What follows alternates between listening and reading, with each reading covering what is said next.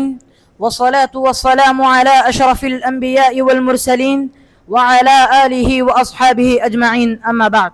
محترم و مکرم ذی وقار صدر اجلاس، حکم صاحبان، مشفق و مربی اساتذہ کرام، دور دراز سے آئے ہوئے مہمانان عظام اور میرے ہم سفر ساتھیوں، آج کے اس عظیم الشان سالانہ مشترکہ اجلاس میں میرا موضوع ہے تکبر کے مظاہر.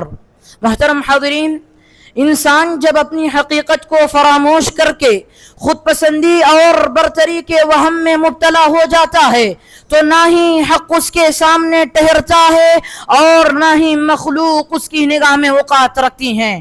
یہی وہ باطن مرد ہے جو گفتار و کردار کی سختی کی صورت میں آیا ہوتا ہے. شاعر کہتا ہے، حباب بحر کو دیکھو وہ کیسا سر اٹھاتا ہے، حباب بحر کو دیکھو وہ کیسا سر اٹھاتا ہے، تکبر وہ بری شے ہے جو فوراً ٹوٹ جاتا ہے. حاضرین، تکبر کہتے ہیں بطر الحق وغمت الناس، حق بات کو ٹھکرانا اور لوگوں کو حقیر جاننا.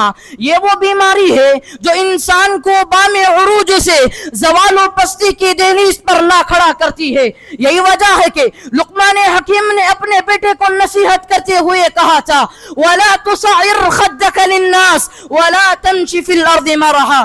اسی طرح رب العالمین نے اس کی قباحت اور مذمت کو بیان کرتے ہوئے فرمایا، إِنَّهُ لَا يُحِبُّ الْمُسْتَكْبِرِينَ.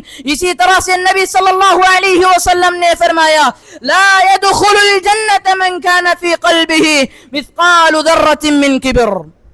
حاضرین، دور حاضر کا ایک بہت بڑا المیہ اور لوگوں کا یہ خیال ہے کہ کسی کے پاس مال کی کثرت ہو اور وہ زمین میں اکڑ کر چلے تو یہی تکبر ہے. یہ بات حقیقت ہے، لیکن اس سے ہٹ کر بھی تکبر کی کئی اور شکلیں اور مظاہر ہیں. نبی صلی اللہ علیہ وسلم نے فرمایا، الکبر بطر الحق وغمت الناس.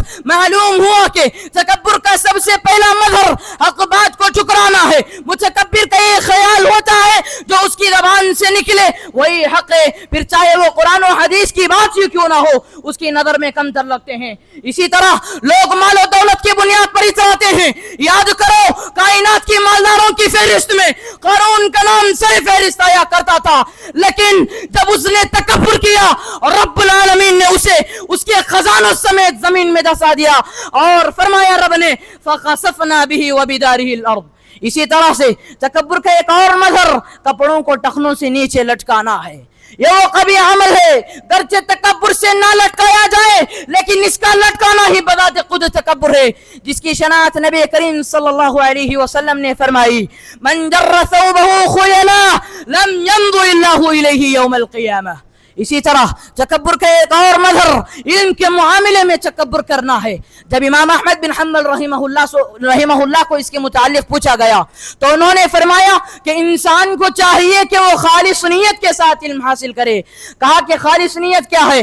فرمایا، رفع الجہل عن نفسہ وان يعلم غیرہ، کہ اپنے آپ سے جہالت کو دور کرنا اور لوگوں کو علم سکھانا ہے. جبکہ تکبر اپنے آپ میں ایک بڑی جہالت ہے. جو شخص بھی تکبر کے لیے علم حاصل کرتا ہے اور رب العالمین اس کے علم کی برکت کو سلب کر لیتا ہے، مزید یہ کہ وہ علم اس کے لیے وبال جان بن جاتا ہے.